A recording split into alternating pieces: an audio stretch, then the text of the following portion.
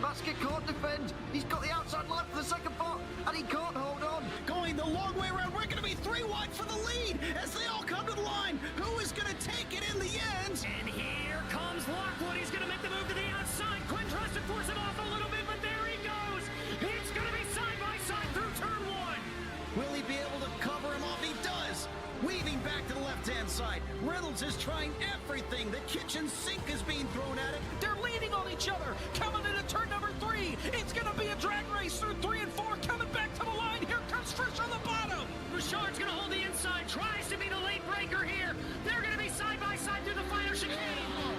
They bang doors, but keep it clean. As they're still 4 wide on the run down into the back straightaway. Demerit's looking for a line as well. What is going on in Michigan? Novak into the fence. They're still beating and banging. Oh, and to the line. He is much faster coming through there. Is there damage on Challenger? Abramitis is ahead. There's going to be a race to the line. Who is going to get it?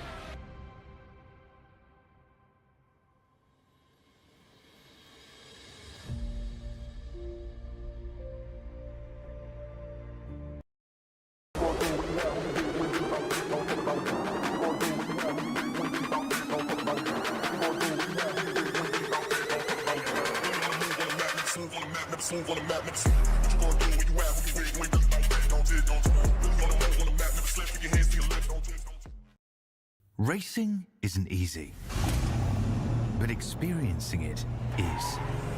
iRacing puts you in the driver's seat with the industry's leading sim racing game. Drive on laser scan replicas of the greatest racing circuits from around the world. Go head-to-head against other drivers chosen by skill-based matchmaking to ensure competitive racing at every level. Compete across all your favorite series. In officially licensed cars, engineered to deliver the most accurate driving experience possible.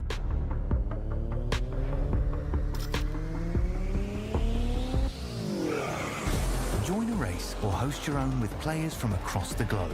Race against the computer or in a league with friends. Feel the thrill behind the wheel. Visit iRacing.com.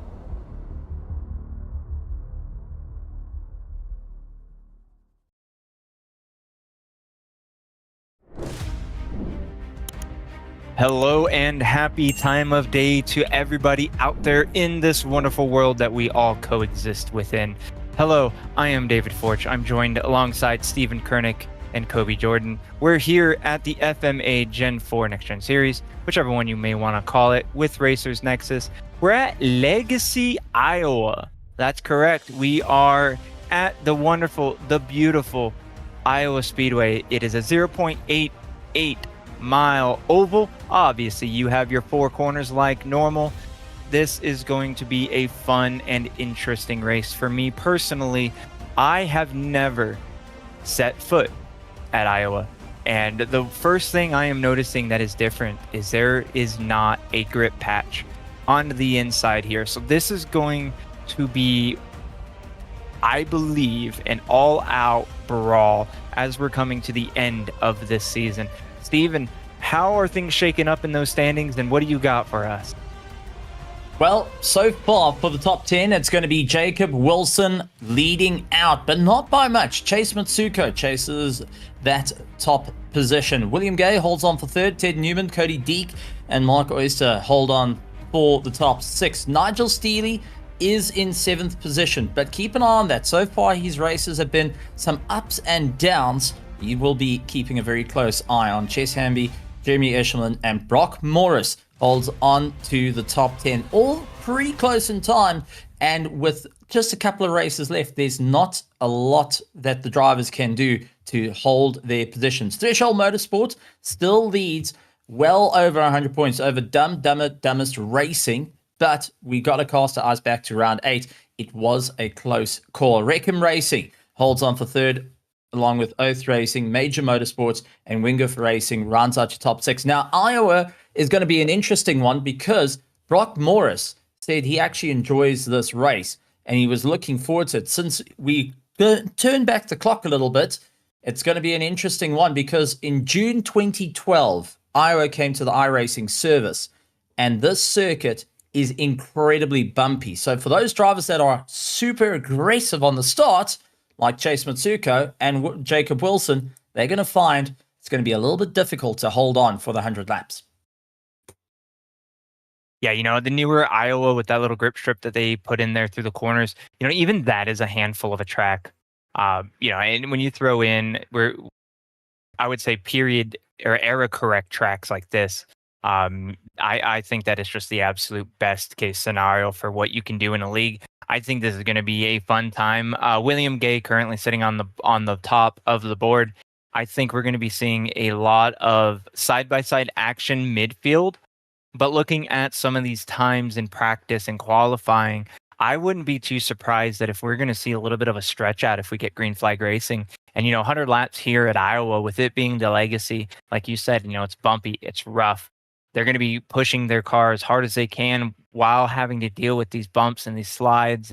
So they're going to be doing fuel management, tire management, and position management the best that they can out here, because we are coming towards the end here, and it's almost at this point in time, I would say top 3 could maybe change it up. The leader could make the lead even bigger. Second place could, you know, come out on top. Third place could really do an upset here. So today will be the momentum for that to happen. We are getting ready to grid here now. Everybody is getting their cars started and lined up. Stephen, why don't you go through the starting grid for us here today? So William Gay will start out in first place with Chase Mitsuko looking to get the run. A bit of a swap around from second and third for the championship. Ted Newman, Jeremy Eshelman will hold on for row 2. They look to try and power the way to the front. Row 3 has Jacob Wilson and Chess Hamby looking to move forward. As we take a look over to row 4, Matt Mars and Nigel Steely hold on for P7 and P8.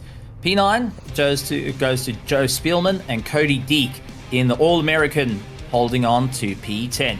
Heading over to row 6, it's Paul Whitline and Jacob Williams. Finds himself a little bit further down the order than what he had planned in P12. On to row 7, Brock Morris and Timothy Dunn will have to work with one another to keep up with the pack. Row 8, we've got Mark Osier and James White in P16. And that is going to be the grid as they start exiting pit lane and all eyes start moving to the front. David, this is going to be an interesting run because we're so close to the end of the season. It's going to be a mental game for these drivers, trying to work out where exactly they need to be in the points. Instead of the usual stage racing that we see in the modern day side of things, it's going to be 100 laps of trying to work with your buddies to move up through the order. But at the same time, these drivers have to give it everything they got to score the top spot. They need to maximize points. This is round 9 out of 12. There's not a lot left in the championship. There's not a lot of time to really charge your way through, to really make it work. And ultimately, if you want to make the season end up on a high, there's only one thing you can do. You've got to power your way to the sharp end of the field. And so far, we've seen every week, anyone that starts in first finds it incredibly difficult to hang on just that little bit longer. Now you go and add in Iowa in the legacy state. It's bumpy. It lets the cars move around quite a bit underneath you. And these older period cars, as much as they're fantastic, they're notorious for just sliding around and starting to hammer out on those tires. Yeah, you know, these are some fun cars, and being this late in the season today is all about execution, whether you're in the back or you're in the front, you're in the midfield. If you're in the front, you got to stay there. If you're in the middle, you got to move up. And like you were saying, if you're in the back, you really have to make some moves here. And we're about ready to find out who's going to be that driver who comes out on top and who falls to the bottom. That pace truck, the iRacing.com pace truck, getting ready to make that hard left-hand drive here, or left-hand turn down to the pit road. Green flag is in the air. 75 of William Gay in that Busch car there gets a good jump on the inside. That's going to put Chase in the number 26 there on the outside. He's going to be holding off the number 31 of Ted Newman coming out of turn number 2. You kind of see it here. A little bit of a wiggle out of these cars, but overall they look like they're under well enough control. So it makes you wonder how much of these bumps are going to be causing these drivers a problem and how much of it's going to be throttle input. and how much of it's going to just be a loose race car. I know who's going to be battling what out here. I think I just saw a 3-wide battle in the back, but right now, Ted Newman in that number 31, he's trying to take over the lead position, which he just did from William Gay. So now they're going to see if William Gay in the number 75 is able to make his way around as we go back to the field at 888 here. James White trying to keep up the momentum. He has got the battle of the 14 running up high of Jacob Williams and Marcos here in the 117 trying to push on forward. But for a brilliant start for Ted Newman, who's fourth in the championship, an aggressive move to the front is most certainly going to be a solid run for him, as he needs to keep ahead of William Gay and Chase Matsuko come the end of this race. The question comes in, how much pressure can he sustain? All the drivers starting to filter in to get themselves going, but a 3-wide as Cody Deek stuck in the middle. Yeah, this track is definitely one of those tracks that are wide enough for these guys to be able to make 3-wide moves like that. The biggest question about that is which line is going to be the most preferred here. I mean, obviously, oval track, any track really. If you break it down to the technicalities of it, the inside line is always the shortest, so it's always the quickest. But sometimes that outside can build up so much momentum that the inside just cannot compete to it. And at that point, the question is how much of it is going to burn down your tires. We take a look here at the 05 of Brock Morris. He's one of the drivers who was talking real good about coming into Iowa this week. Not sure if he knew it was the legacy or not, and if that's what he was implying he was good at, but right now he's doing an all right job hanging out there in 10th position, 3.5 seconds back off of Ted Newman, who is driving away from the third place position of Chase Matsuko. But William Gay is just right there on the back bumper of Newman, not able to really step away from him. These guys kind of just finding their groove and finding their rhythm as we're on lap 7 out of 100 here. You can see you could put maybe one car in between these guys. And right now, this is kind of the furthest that they've been after a few laps here as we go on board, taking this beautiful, wonderful shot here. Now looking out front of William Gay in the number 75, Bush. That's just my favorite thing to say. I had to take that opportunity there. But yeah, I mean, right now though, Steven, it's lap 8 out of 100. I mean, if you're down there and you're in the chase here, let's say you're in the top 10 with one of these drivers. What's your strategy here if you're anywhere in the top 5? I would say try and find a drafting buddy. Let him pull you along a little bit. Save a bit of fuel. This is going to be won and lost come the pit stops. As we've seen, the drivers getting quite aggressive off the bat, and some rather waiting out. You can save a little bit of fuel, you can save on the tires. Nigel Steely runs up a bit high, and immediately Brock Morris trying to capitalize. But you've got to think about the long-term part of this race. As we keep saying, it's 100 laps that you need to keep an eye out on. If you're burning through the tires too early on, that's going to force you down into the pits too early. You want to keep your options as open as possible. So within the top 5, find the towing buddy, pull yourself along, see where you can really get a little bit more out over your competition. And those that are going a bit aggressive, if you can lean on them just to start burning on those tires a bit more, do so. Try and force them into a strategy that's not going to be the easiest to contend with. As Paul Wetline also getting a little bit fouled up on his exit, forces the likes of Brock Morris a little bit further back. We pointed out there's 3 lines into these corners, but that high line is a very risky one. You need to try and just keep some form of caution out there, not to land up getting too close to wall. A little bit of damage on these cars can go and change your fuel calculations quite easily from 0.1 all the way to 0.5 per lap. And having a chat to a couple of the drivers on what the strategies are going to be, it's you really cutting the fuel really down to its finest margins around the circuit. A couple of drivers have been flirting with how far they can get just on the end of the tank to cross the line. Others rather going to take the safe approach and give themselves at least 1.5 laps of fuel left in the cars. It depends on how you're wanting to make it work. That's, as I stress, in the top 5, rather let the rest pull you through and get that little bit of a drive. As we see Jacob Wilson, who's the current championship leader at the moment, making no aggressive lines. He's just focusing on keeping the drive through, doesn't want to harm the tires. He knows that it's won or lost in the pits here, and ultimately let the guys run their course. You just keep close. Yeah, you know, if you're Jacob Wilson there in the number 1, you're looking at your relative and you're seeing that you're hanging on there.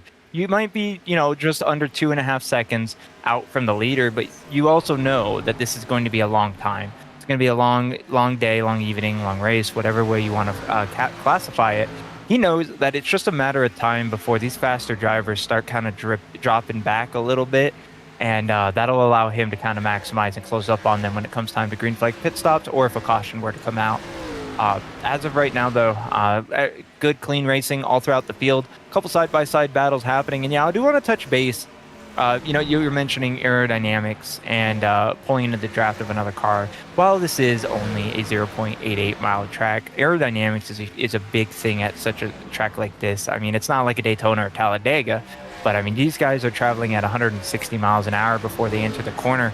And I mean, if you are any type of, you know, fan of aerodynamics, I'm not the smartest, I'm not the greatest. But one thing that I do know is, you know, once you get up to certain speeds, that air really affects you more than what it would be, you know, say if you're going 20 versus 80 miles an hour.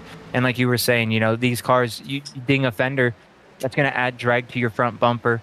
And that's going to slow you down a little bit. And it's also going to eat up your fuel because now you're kind of essentially a wall driving through the air. So we're looking at a close battle here as the number 34 is on the back bumper of the 05, I believe that is. They were battling close there for a few laps. Kind of spread out now, put a car between them, but that's not going to last long. You see the 34 using that outside momentum to his advantage. 05, Brock Morris, able to make it rotate and enter better, but that exit speed, that momentum, except until you do that, the number 34 into the wall, that's going to slow him down. Matt Mars going to have a little bit of loss of momentum, but not too much of a hit there, so not a lot of problems for him. 75 of Gay now being under fire by the number 26 of Chase Matsko in that Dr. Pepper ride. These guys, things are heating up this early in the race, but still a lot of respect out there. A lot of space being given when it's needed, and it's wonderful to see that. Well, one thing we've been keeping an eye out for, David, you know ovals quite well. It's going to be about a little bit of dirty air coming off. If you've got varied lines out on the circuit, you've got some drivers favoring that inside, trying to run low, and then immediately pulling it back up to the high line. You're constantly, as the second car, getting airflow straight back onto you and then getting it taken away. That lightens up the steering as well. And that is going to be a contributing factor. The more that your opponent is moving up and down, really giving you the runaround here, you getting buffeted with having no air coming over the car to having all of it coming into the car as well. That's going to cause a little bit of a hassle, and the drivers will be keeping a very close eye, especially on for the fighters. We do see the 26 giving a solid run at the moment against the 75 of William Gate. Now, with that being said, William holds on to third place, but Chase Matsuko once again goes back to what has been working for him. He runs back to that high line. It's where he's finding that little bit of comfort and finding that that's going to be easier on him. William, however, taking more of a diamond approach, brings it right down to the low line and swings it back up, trying to get some bit of momentum there. But all that the fighting has done for both of them has brought them a little bit closer to Jeremy Eshelman and Jacob Wilson, who's the last person they want to have on their relative right now. Both drivers would love to see the likes of Jacob Wilson further down the field and out of touch from scoring any major points in the championship. Yeah, you know, this is one of those things that Jacob Wilson is just chilling out for. He's kind of just on a Sunday cruise, so to speak. He's just kind of buying the time, letting everything kind of shuffle in and out. And, you know, I love the fact that you brought up dirty air. And I would love to touch base on this. If we can maybe look through the field and see if there's two cars battling, because, yeah, that is a huge angle of, this is perfect right here. This is a huge angle of racing, right? Not many people think about that. A pass isn't done in one corner. You have to set up a pass, and then you gotta kind of, you know, talk sweet and talk a little bit of dirty to it, and then you got to make that pass work. And like right now, if we're looking at Jacob Wilson, he's right in line of the car ahead of him. Right now, he's kind of pulling in on that draft, and you see him coming into the corner a little bit higher. he's actually putting himself in the dirty air of the car ahead of him, because if you think about how aerodynamic wakes work, just like water, you put a boat through it, it kind of fans itself out, and air does the same thing. When it hits the front of the car, it goes up over the trunk, and as you're turning, the air is just going to start moving. And where's it going to move to? Well, it's going to move up and to the right. So right now, Jacob Wilson is dealing with a tight race car. That air is just coming up and just grabbing that front and removing all the control that he can. So right now, he's really battling his car and the car ahead of him to hold on tight. And I liked that when you were talking about that, we saw Chase Motzko and William Gay, once they were able to make their moves, you kind of saw, like you were saying, William Gay was tucking to the inside and kind of diamonding down, while Chase Motzko ran the middle to the high side. William Gay actually put himself below the dirty air, thus giving himself a better rotation through the corner, but then he has to battle the outside momentum. So a lot of things go into oval racing that a lot of people don't think about. Like right now, you're looking at it, the number one of Jacob Wilson on the inside of Jeremy Eshelman in that 0-3. Right now, not a lot's going on aerodynamically. The 0-3 is kind of penetrating the air up there and moving it out. The 1 is kind of shoving it out towards the car behind him up in that middle lane. So right now, the 1 is kind of in that optimal airflow, and he's going to be able to make it work. But as you can see it, that outside momentum, you cannot fight with that outside momentum unless you just get it right. As they go 3 wide, 0-3 sliding. Ooh, trouble. That's not good news for either one of them, as no caution. Green flag still out. Lap 30 out of 100. That's going to be a very frustrating opportunity or a moment for Jeremy Eshelman and Jacob Wilson. But Steven, not as frustrating as it could have been. That could have ended worse, but a solid run from both. Jacob getting caught as Paul tried to bring it a little bit further down, unfortunately running right into the nose. And that is where you've got to be so careful. The spatial awareness is a key factor in this race. And what that has now done has brought Nigel Steele a little bit closer to go back in for the fight. Now Nigel Steele in that 8 car can start to apply the pressure. For Jacob Wilson, he's down to 8th. Any further down, he's going to start hemorrhaging points. And it will be an absolute nightmare for the championship. Because remember, he's the current defending champion. He's currently leading the championship. And the last thing you want to do is find yourself at the bottom of the field and losing out a ton of time. Yeah, and the biggest thing, like you said at the top of the hour, there's no stage breaks. So there's no scheduled cautions, no scheduled pits other than what you need to do for tires and fuel, right? So right now, Jacob Wilson and Jeremy Eshelman, 7th and 8th respectively, they're in damage control. They're working on ensuring that they're going to be able to do what they need to do to maintain their position, because that slide's going to hurt the tires of Jeremy Eshelman. And with Jacob having to, jam up on the binders like that, that's going to create a little bit of a, a spot. It's a 3 wide battle as we're looking here. Brock Morris on the inside of the 75 of William Gay with the 51, and Chess Hamby on the outside. Hamby able to use that outside. Gay around, but he saves it. Oh, what a good job by the 75 to keep that under wraps. Steven, this is a shakeup. This is something that you don't want to see if you're in the top 5 and your name is William Gay. But if your name is something else, you're kind of jumping up and down right now. Well, that's gone and helped out Ted Newman, because he's 4th in the championship, and William Gay now finds himself relegated further back. And currently, he leads out the race. So Ted's going to be smiling ear to ear. Chase has got a little bit of a smile on his face. That's a bit of a rough one for William. A good save, but now needing to refocus and move forward. As we do see Brock Morris moving on the inside, trying to give it everything he can to Chase Hamby and fighting their way through. We've got to remind everyone, this is fixed setup, meaning that these cars have got one setup, that's it. You have to deal with it. Some prefer a tight car, some prefer a loose, but everyone through the season had to try and learn something new. There's always been a change up for every single race. Every driver that I've spoken to said they had to learn something new about the car, a different way to attack, a different way to move forward, and especially in close quarters racing like what we're seeing right now of Brock Morris giving Chase Hamby a ton of issues every time he's attacking harder and harder. And the likes of Hamby, unfortunately, not finding a solid run out of the corners to move ahead of Brock Morris. Brock, however, not getting the drive that he needs in and out of the corners to keep moving forward until Hamby just backs off that little bit more, comes right down to the low line, see if it's going to help him out and pull himself along. That's going to allow Paul Whitline to get a little bit closer and see if he can get involved in the brawl here. David, this is all going out of sync as we do see Ted Newman coming down pit road in the Xbox colors. This is going to be a very critical move. Lap 40 out of 100 and the first proper pit stop coming into play. Ted Newman bringing it down. Yeah, you know, we got 60 laps to go. The number 1 of Jacob Wilson also under pit road. The 31, like you just said. The 117 of Mark Ozier, he's back in 14th position, but he had already came in just a couple laps before, so I kind of expected to start seeing this happening here.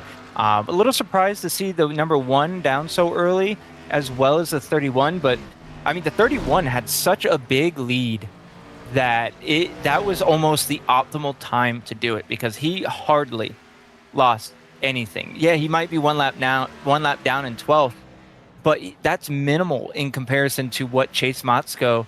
Oh no, actually Chase Motzko is 3 seconds ahead, so he's good. Brock Morris versus just Hamby as an example, they're just a second apart.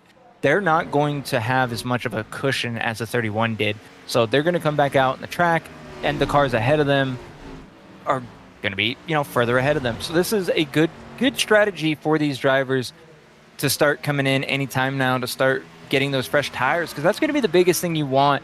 You know, your fuel is one thing, you need that to finish the race, but you need your tires to be able to actually do something out there on the track. And I'm not going to be surprised if we see the rest of the field come in within the next 5 or so laps, as the number 41 is calling out that he's coming in the pit road now. It's going to be Joe Spillman, currently 11. It's going to be interesting. This is a short oval, and for those that were banking on a caution to come out, they're going to be brutally worrying about that and thinking, well, not quite what they need, as Jeremy Eshelman really trying to lean in to get a solid drive in the 3. That's just going to allow a solid fight coming through as Hamby gets the run down the inside, trying to see if he can get past the 51. Jeremy Eshelman trying to get past Chase Hamby. It's just turning into a brawl out there, and every driver trying to find their own slice of fresh air out on the circuit. And so far, this is turning into a very interesting race, and coming down to calculations as we do see the 14 of Jacob Williams into the pits and a solid pit stop for James White. A couple of drivers had to practice this pit. It's a short oval, you got a lot of momentum, and going down to the apron is always the most difficult thing to do. For any road racer out there that thinks oval's easy, I dare you to try your luck here. You might be going around in a fishbowl, but it's not as easy as you think it is, especially when your steering looks like it's been bent the wrong direction down pit road. That is one of the hardest things to get around your head and try and move forward. Nigel Steele, however, a road racer and oval, going and putting on a solid performance against Cody Deek, who goes down low. He's trying to get the drive and really stomping his way through. I mean, David, this is what we love to see. Drivers getting out of their comfort zone to transition over to different disciplines in the world of racing. In FMA, we get to see it here in the Next Gen Series. We get to see it also in the GT3s. There is so many drivers that cross-pollinate across both and utilizing skills from both different disciplines. And here in Oval, you get to learn one major thing. Consistency is key to make sure you can keep moving up the order, especially now that we're hitting the halfway mark. Yeah, you know, if you want to have an oval versus road conversation, I definitely think that each discipline has their own merits and their own cons. Personally, I give mad respect to all the road course racers out there. You guys with your lefts and your rights and understanding the track and this, that, and the other, I get lost. That's why I like my oval. But the thing about oval racing is it's a rhythm, it's a dance. You know, it's not just, you know, one thing or the other. no one race will ever be the same. I mean, I don't know how it is for road course, but the way that I've had it is you go around the track and you do one race, it works out the way that it's going to work out. And then you go to the next one, it's going to be the same rhythm and the same little dance of like, I don't know how to explain it. But to me, oval racing is one of those things where it has so many elements and they're so close together, that you're going to be bumper to bumper with somebody. Road course, you may never see somebody until you guys pull it into pit road. Chase Motsko, number 26, coming into pit road now. And yeah, pitting on ovals is own beast. I've never had a problem pitting on road courses, but I'm telling you right now, I pray for cautions when it comes to pit cycles in oval. With road courses, you just follow the guide barriers on the way through. That's going to be or the you main go through plan. them. Well, there we go. That you just sort it out. It's all good. But that being said, now that we've gone over the halfway mark, drivers are going to be thinking, what can they do to get that solid drive up and that final push? This is a short oval. There's not a lot of time to really make it work for you. And at the moment, Paul holds on to the lead of the race. Cody Deek is in second. William Gay, who got shuffled down a little bit earlier, takes back into third place, but he is on the run at the moment. We got Tess Hamby, who's holding on to fourth. Ted Newman, who at one stage of the game was leading. You pointed out he was a lap down. Well, take a look how quickly that can change just with drivers heading down pit road and going and landing up, swapping round. But for Jacob Wilson, he holds on to that top 5. That's crucial for him as he wants to keep ahead of Chase Matsuko, who is in the fight for the championship. Remember, there's not a lot of space between them. 1,268 points go to Jacob Wilson. Chase Matsuko sits on 1,245. If Chase manages to get a better drive, move his way up through the order, well, for Jacob Wilson, it's a nightmare. It brings the race closer. And as it's been in previous seasons, well, you got to be so careful of that single point that can separate a win or a loss, a champion or a second place.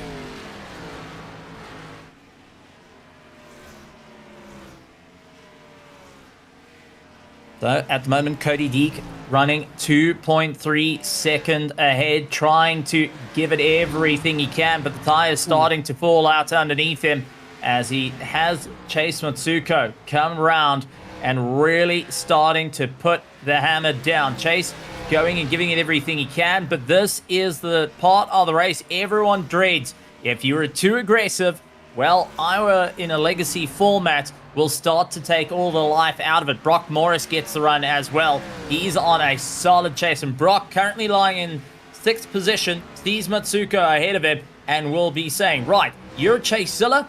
Guess what? Here comes the Morris train to try and close the distance, to make it work. And this is going to be a monumental run for Brock Morris. A solid score for him at the moment as he holds on to that 6th position. A top 5 here in round 9 is going to be absolutely crucial for the championship. He holds on to the top 10 behind Jeremy Eshelman. Jeremy finds himself into 7th, further back, and just losing a bit of time. So for Brock Morris, it's now or never to try and bump your way up through the championship. It's going to be a solid run. Cody Deek finally getting down to pit road and seeing what he can do to just get that little bit of momentum to try and power his way through.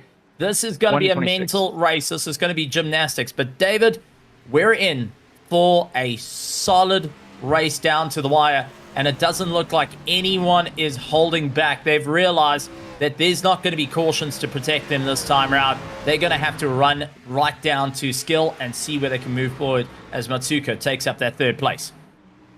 Yeah, and I've been looking while you've been talking. I've been kind of looking at the leader, who will be the leader once William Gay comes down to pit road, I should say. Ted Newman at number 31. He's been running really slow times as we're looking at Chase Motsko right now in the 26 on the outside of 31 as he gets a little bit sideways, saves it. This is going to be what I was going to say, is there's not going to be a long time before Ted Newman starts following back. I was anticipating that if and when William Gay's under pit road now in that number 75. So now the race lead is going to be transferred over to Chase Motsko or Chasezilla in that number 26 Dr. Pepper.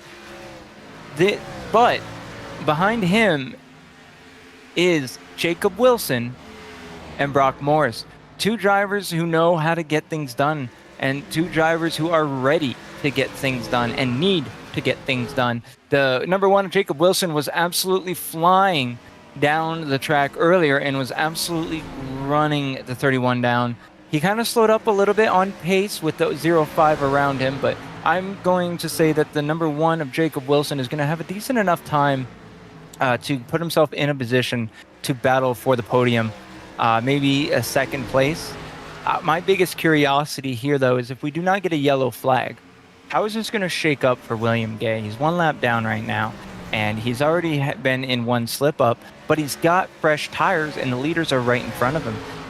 He's a fast guy. I don't know if he's going to be able to recover, though, and make up that lap and get all the way around unless he gets a caution. And right now you see him very, very aggressively throwing his car into that corner there out of 3 and 4, getting to the back bumper of the 31 and then to the outside of that number 1. Now looking on the outside of the 31, trying to make a 3 wide, but the 75 gets a little bit loose, unable to make that pass with the 31, but he does complete it on Jacob Wilson. And this is not for position, my friends.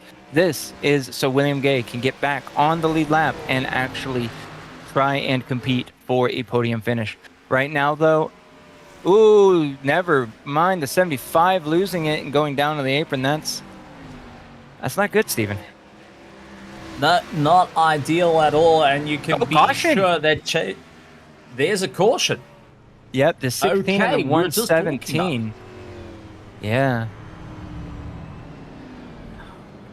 Mark having yet another good race respect. falling out underneath him. Yeah, good respect, though, out of the number 16 and the number 117. They immediately keyed up, started talking about it. 16 apologizing, and you can hear it in his voice. He's definitely not happy.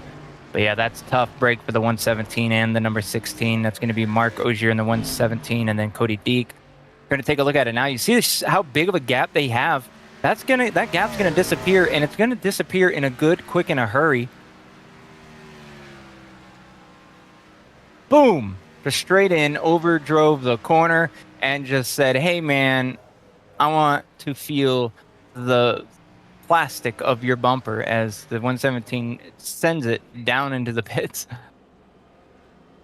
Mark, yet again, having a bit of a rough race. Every round has been a bit of a learning curve for him, but now this does help out William Gay to get back onto the lead lap. Now, for Chase, this is where you start wanting to at certain drivers and start trying to be a little bit of friends there of, hey, buddy, I owe you a chocolate milkshake. If you can keep a certain number 1 a little bit further back, maybe if you're able to push a little bit harder, would be nice.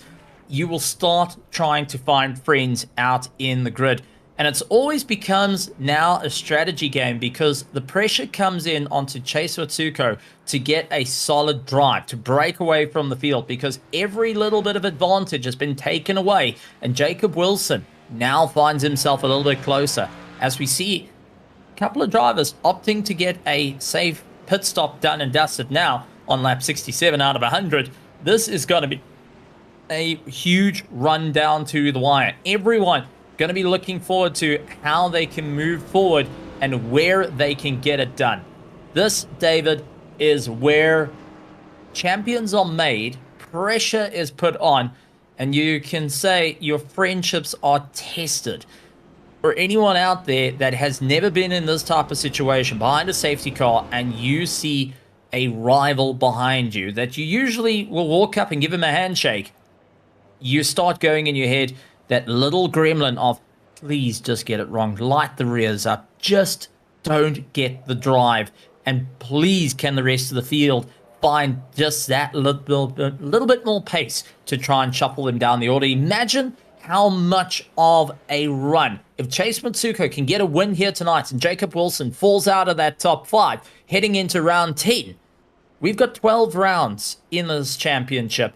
We are on the back end of it. Who is going to finish out on top comes down to if Jacob Wilson can keep his hand in the points to keep the pressure on Chase Matsuko. If he gets second place, Chase brings the points a little bit closer, but it's going to be a mission for the next couple of rounds. to try and keep ahead of Jacob Wilson. Yeah, it is definitely going to be one of those moments where your heart is beating, you're gripping that wheel, and you're looking ahead, you know what's about to come, you're feeling the atmosphere shift.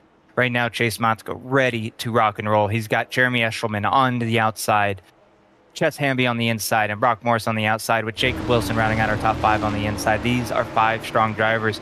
And, I just want to touch base real quick before that pace truck goes. William Gay, absolutely lucky man. If he was spinning any later, he would have been involved.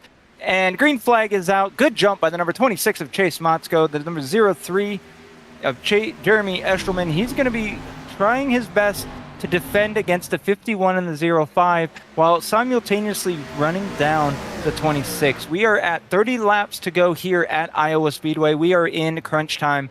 It is absolute go time for these drivers. While they do have to still maintain their tires, maybe save a little bit of fuel, they have to make moves. They are running out of time here today. And touching base back on the number 75 of William Gay.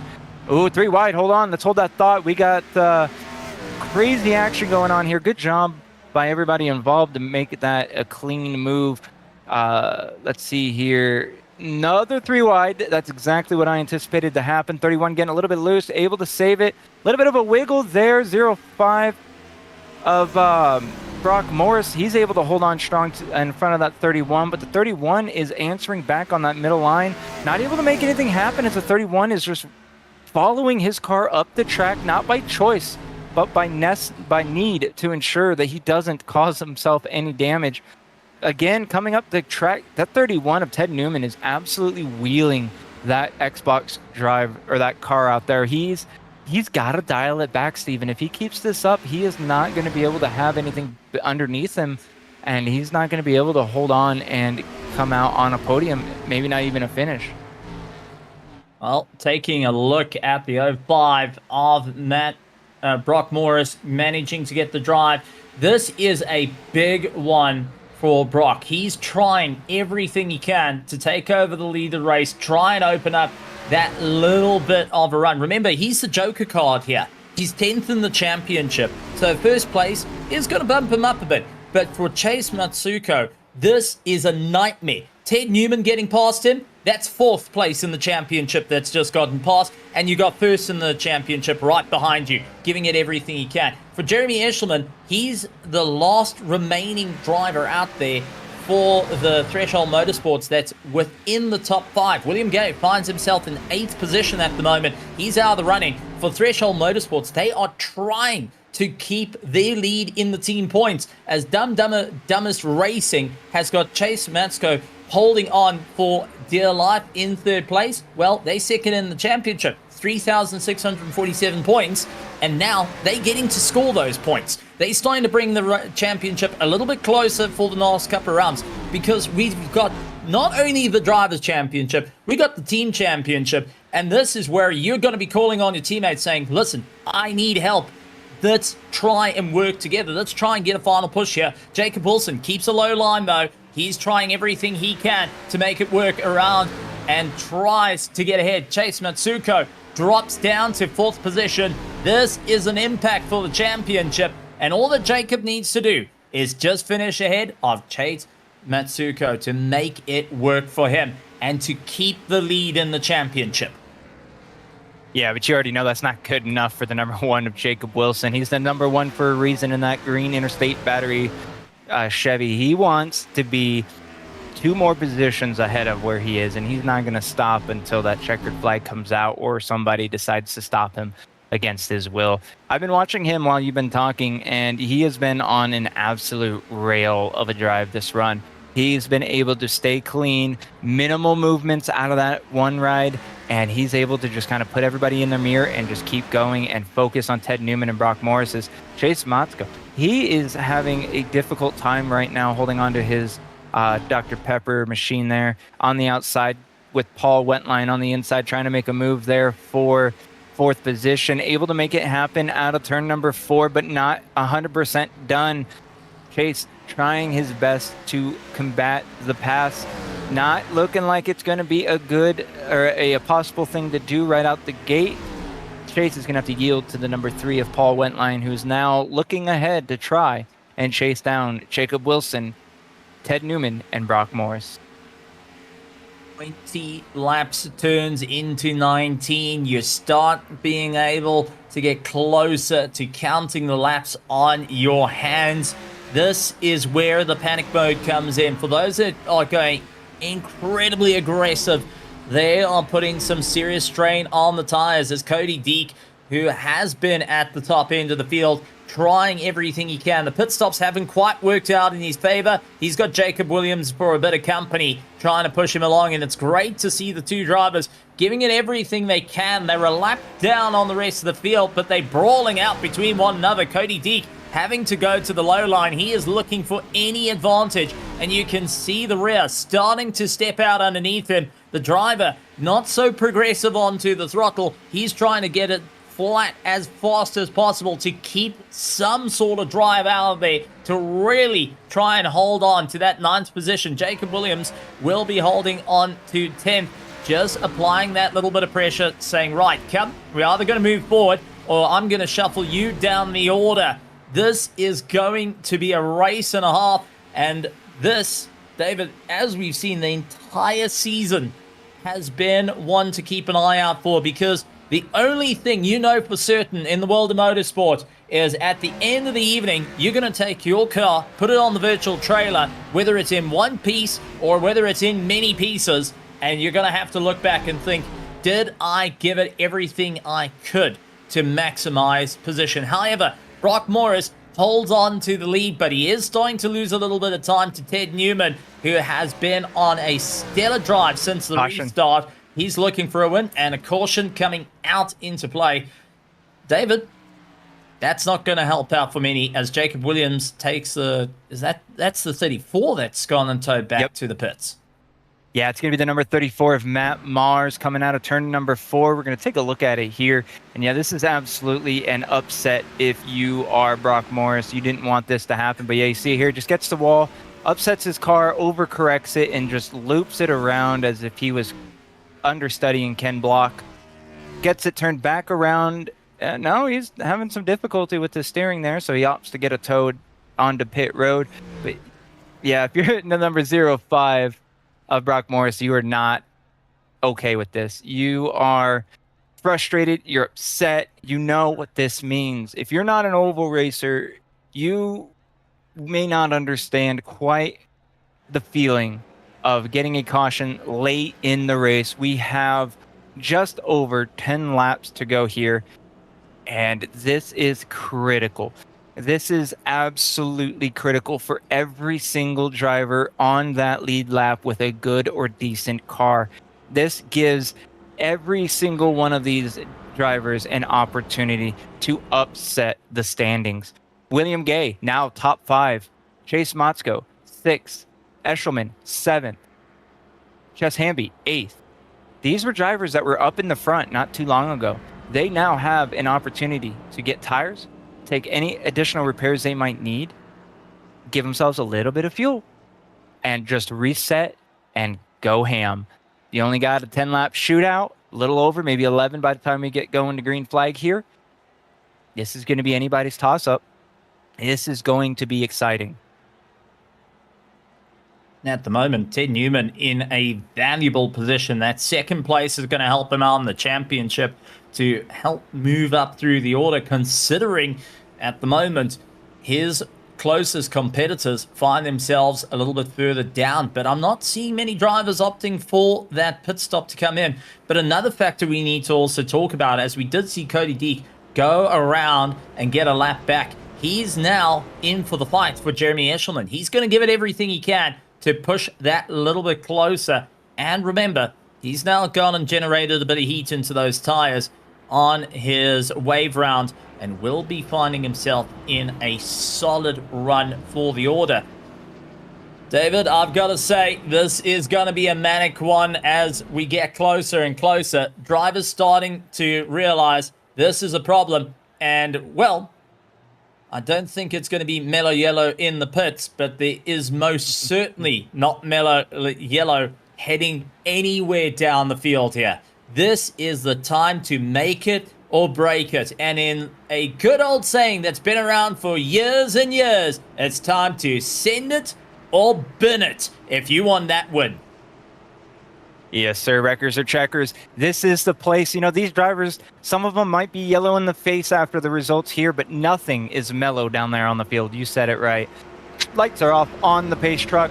Lap 89 out of 100, which means we are going to go green with 10 laps to go. That is a 10-lap shootout, ladies and gentlemen, to help or hurt your championship standings as we are on round 9 out of 12 here at the FMA Next Gen Series in the Gen 4 cars. Once again, brought to you by Racers Nexus. We are ready. Hope you guys are ready out there in the wonderful YouTube world. If you're spectating, if you're on the track, if you're anywhere in the world and you know this is going on, I know this is a moment where your blood pressure is going to rise as that truck drives down to the left. Green flag is out. What a jump by Brock Morrison, that number 05. Jacob Wilson gets a really good jump, but the number 26 of Chase, he's trying to maximize going into turn number 1, unable to make it 3 wide. Now it's going to be up against the 31 of Ted Newman and Jacob Wilson in the 1, coming out of 2. Newman able to come out on top ahead of Wilson out of turn number 2.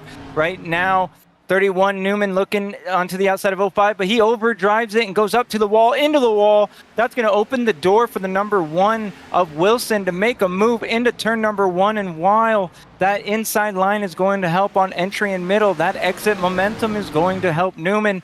They are both looking ahead, trying to figure out how to grab the back end of Morris and pull him closer. Chase, number 26, he is not ready to give it up yet. And look who is behind them in that number 75, Bush. That's going to be William Gay in 5th position. He is moving forward. All of these drivers are driving the hardest they have been all day, Steven. And you can see how much these cars are under driving from the dirty air.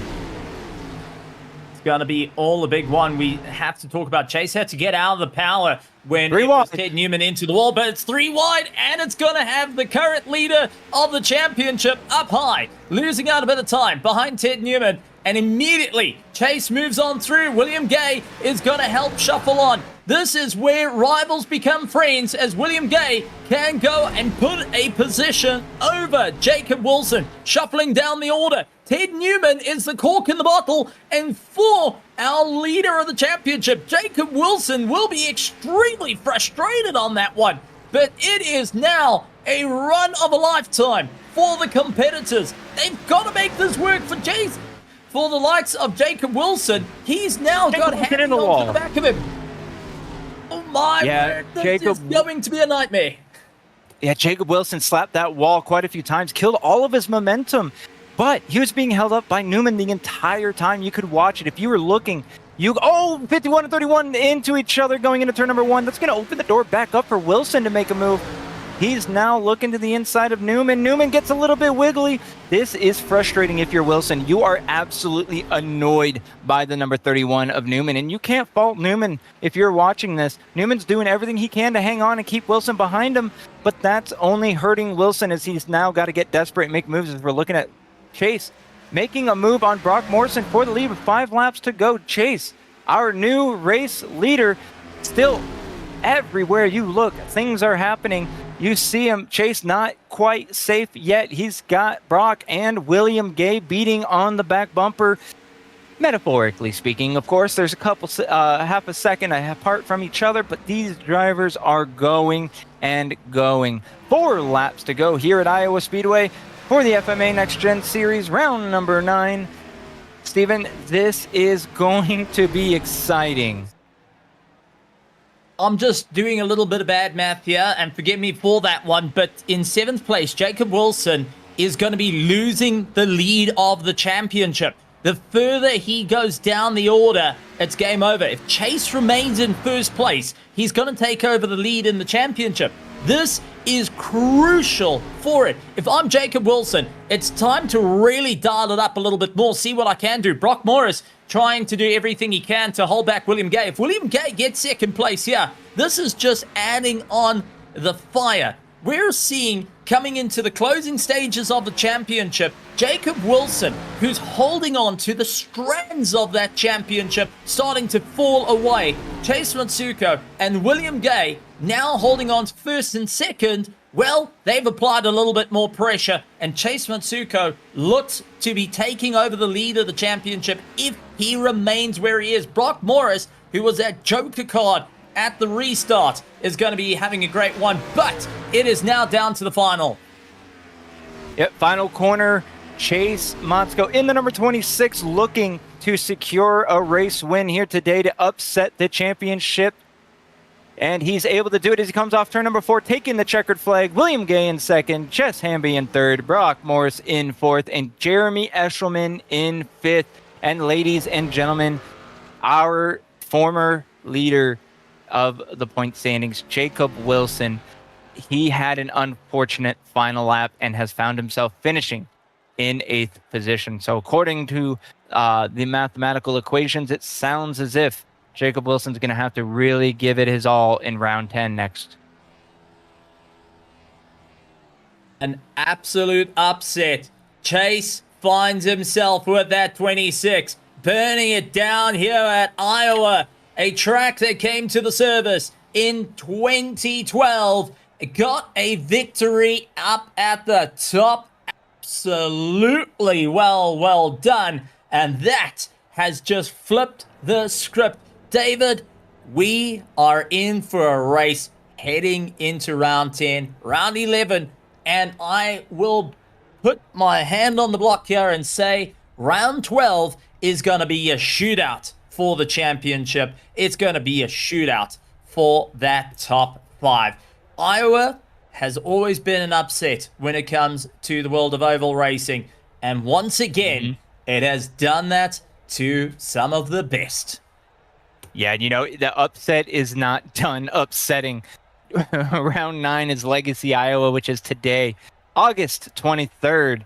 We go into round 10 at Bristol Motor Speedway. My absolute favorite track that exists for any NASCAR racing. That's going to deliver a huge opportunity for these drivers to upset the standings, to make some big moves, to just downright have some beautiful short track racing. Well, ladies and gentlemen, we're going to get ourselves ready for interviewing the podium, the top 3 finishers. But first, let's get a quick message. Racing isn't easy, but experiencing it is. iRacing puts you in the driver's seat with the industry's leading sim racing game. Drive on laser scan replicas of the greatest racing circuits from around the world. Go head-to-head against other drivers chosen by skill-based matchmaking to ensure competitive racing at every level. Compete across all your favorite series. In officially licensed cars, engineered to deliver the most accurate driving experience possible.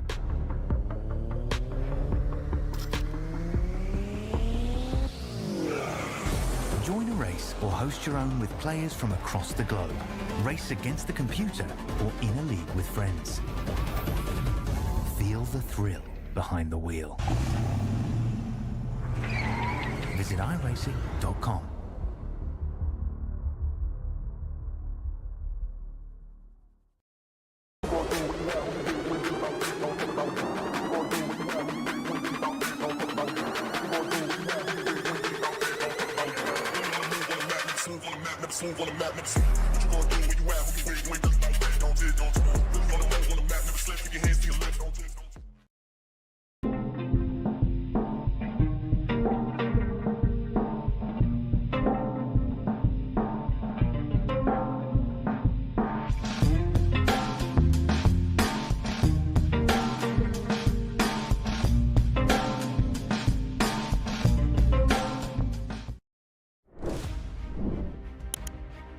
Hello and welcome back, my wonderful friends.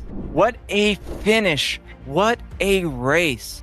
This is turning out to be an exciting chase for the FMA, the Freedom Motorsport Alliance League here in the Gen 4. Chase Matsuko, William Gay, Jess Hamby, Brock Morris, and Jeremy Eshelman will be our top 5 here today. Rounding out our top 10, we're going to have Ted Newman, Paul Wentline, Jacob Wilson, and Cody Deek and Jacob Williams. that is not the turnout, the finishing order that I thought we would see today. I don't know if anyone else out there watching would think that as well, but looking at the stats here, Brock Morris with the hard charge, he almost came out on top. He gained 9 positions today. Ted Newman led most of the laps. Where did he end up? 6th? Man, he really held on strong for a lot of it, but he just couldn't quite make it happen in the end of it. You see Chase Motzko, our race winner. He's our fastest lap holder, and pole position was William Gay earlier today. We made it 100 laps, ladies and gentlemen. 9 green flag lead changes with 6 different leaders. Looking around here, I don't see any caution flag stats, but we didn't have many. We had a relatively good green flag run here today, Steven, didn't we? It was absolutely incredible. And the implications in the championship, well, there's quite a few to go through. But that being said, we're in for an exciting time to catch up with the drivers, get an idea of what happened out there. And I know, David, you're going to be hooking up with Mr. Hamby and getting us that 3rd place run for a solid charge in the 51. Chase Hamby going and putting himself up into 3rd with David. Yeah, you know, Chess Hamby, this is David and Steven up in the booth. You got a copy, my friend? Yes, man. How you doing? Man, I am doing better now than I was at the start of this race. I'm telling you right now, you, among everybody else, put on one amazing show down there on the virtual Iowa Speedway. What was your attack? What was your plan of attack for today? Because we saw you bouncing around, but you really didn't shine until the end. Well, I got lucky with the tires. I kind of saved that last set in hopes that we would have a late caution. If we wouldn't have had that, you know, it would have been what it would have been. I'd have probably finished 6th, 7th, or 8th or so. But the caution fell exactly when I needed to, and we were able to make a run up through there. So that was a lot of fun racing with those guys. Congrats to who was that? Chase and William. Mm-hmm.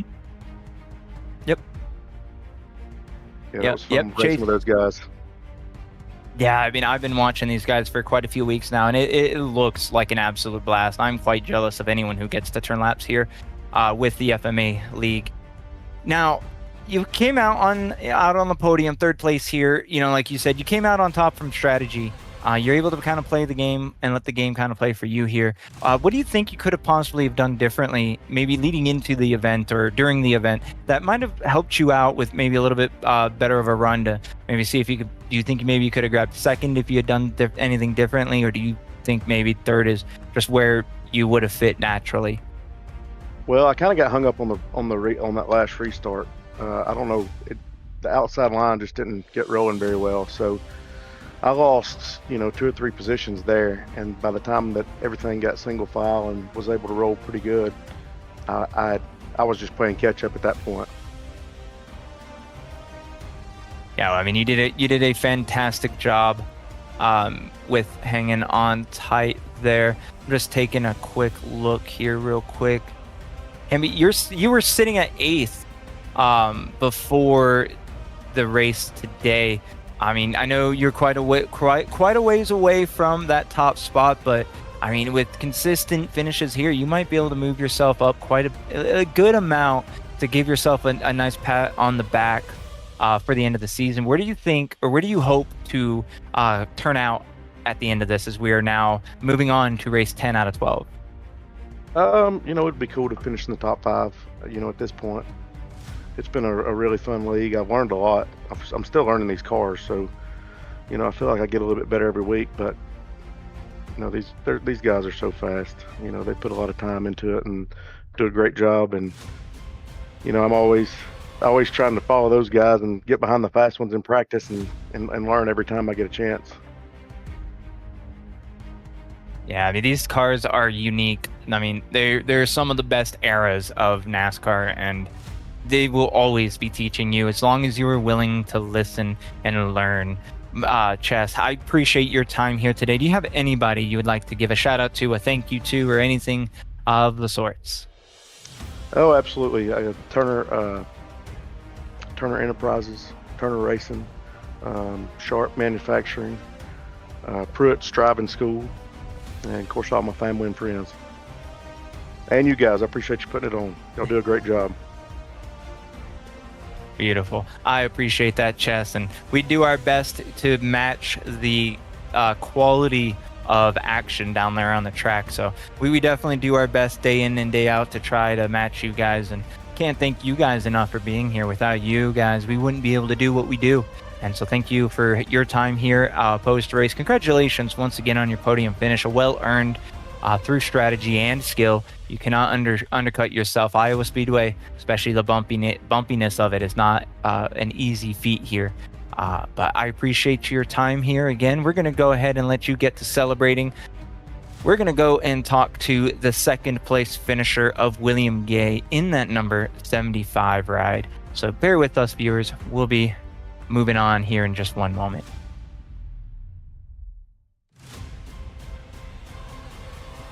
William Gay, this is David Forch and Stephen Kernick up in the booth. Got a copy.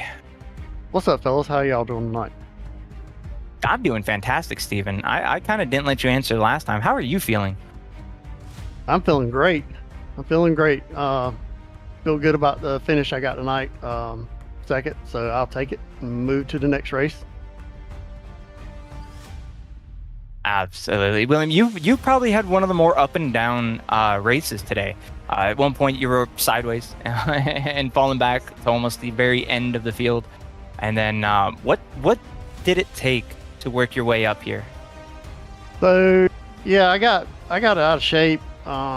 We were 3 wide. Got out of shape and had time to calm down, so I won't say nothing negative, but I mean, I got in a wreck and gathered it up, and I felt like I was going to finish, at least top 8, 7, somewhere around there.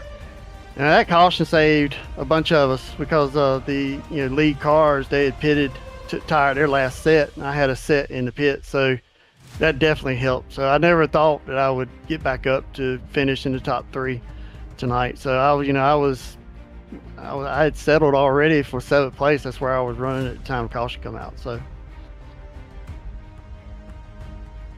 absolutely, that was a beautiful effort. I mean, I was expecting to see you up front pretty much all of the day, just judging by the previous races, and I saw you get into that incident, and I wasn't quite sure how you were going to pull it off, but it looked like it worked out great for you. I mean, this is definitely going to be a difference, or an upset rather, for the standings as we are moving on to round 10 out of 12. Leading into the race today, you were 3rd. How are you feeling going into round 10 and just with your ultimate finish today? Yeah, I think with the points, me and Chase were just talking about it in the waiting room. With the points the way they are, all it takes is one driver that's in the top, that's ahead of you to have a bad race, and you have a good race to catch them. I don't foresee I don't want to sell myself short, but I don't see myself, getting, first. But I mean, I'm okay with being in the top 3 in points. To me, that's a pretty consistent with my record through the years of racing with FMA.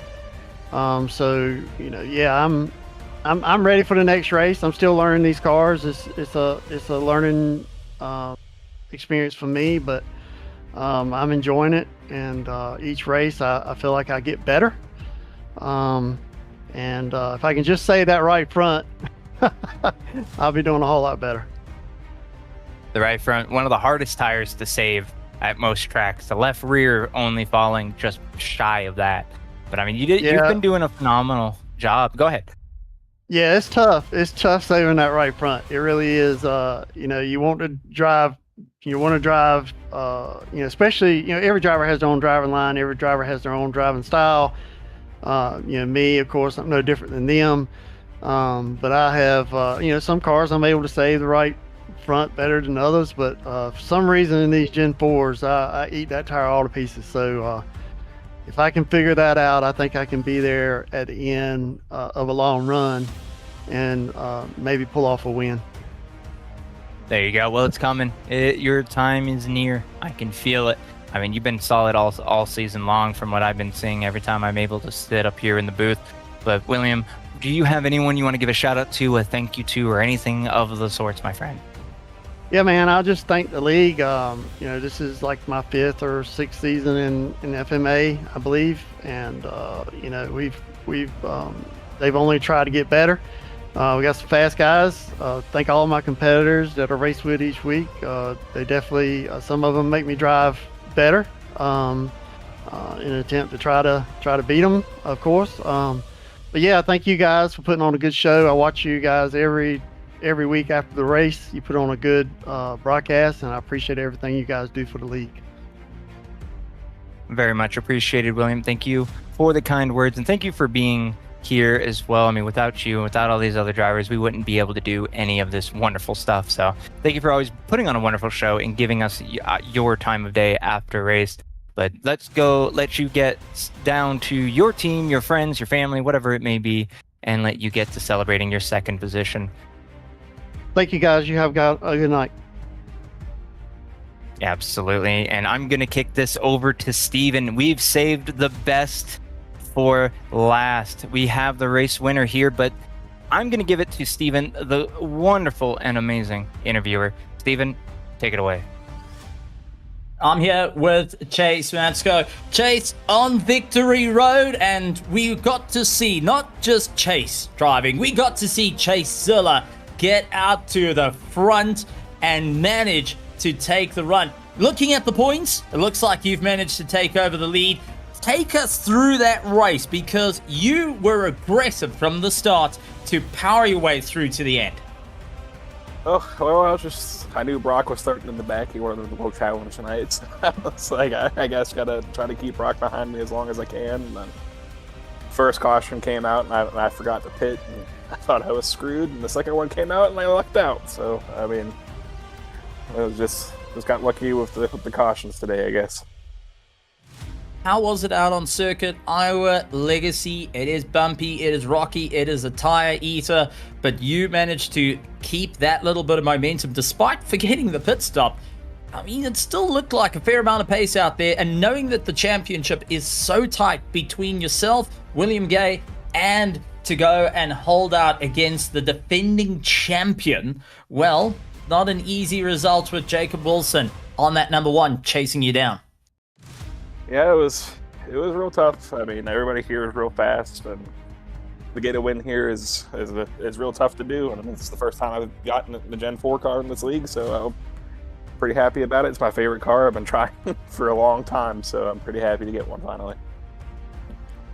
And another thing I got to talk about, because this is a crucial factor, you managed to put Dumbest Racing into the podium spot as well. That closes up the team championship. Heading into round 10, knowing that now you've taken over the lead of the championship, knowing that the team championship is a bit closer to Threshold Motorsports, what is the game plan? We're into the closing stages of this championship, and the pressure comes on, and you can bet the target's been put on your back.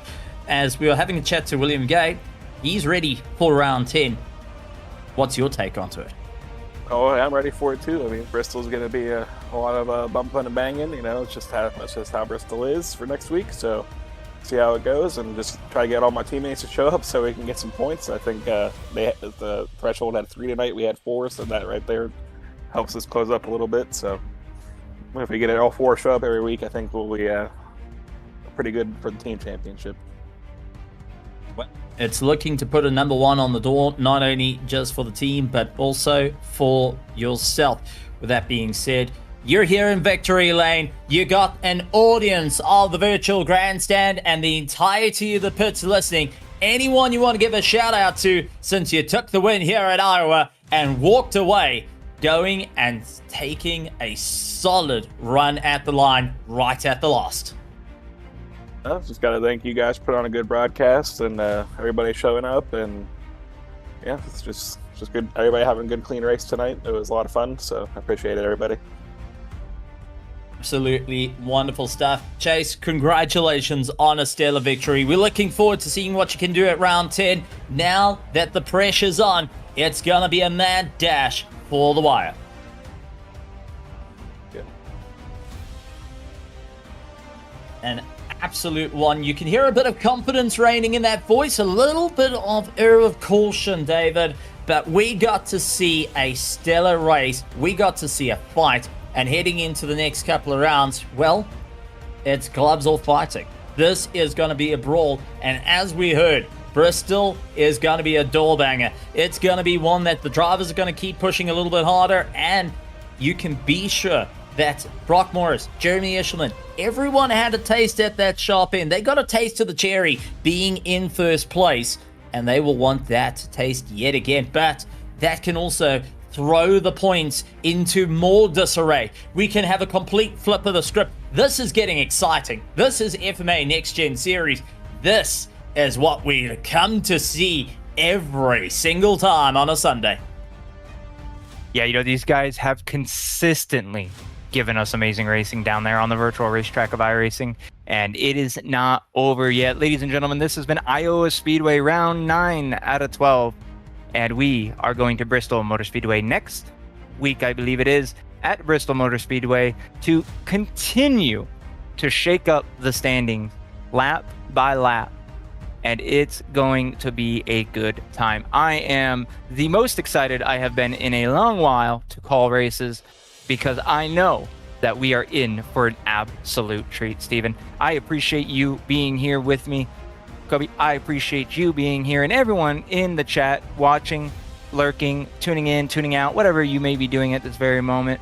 We cannot thank you guys enough from Racer Nexus, and we cannot wait to see you guys again next week at Bristol.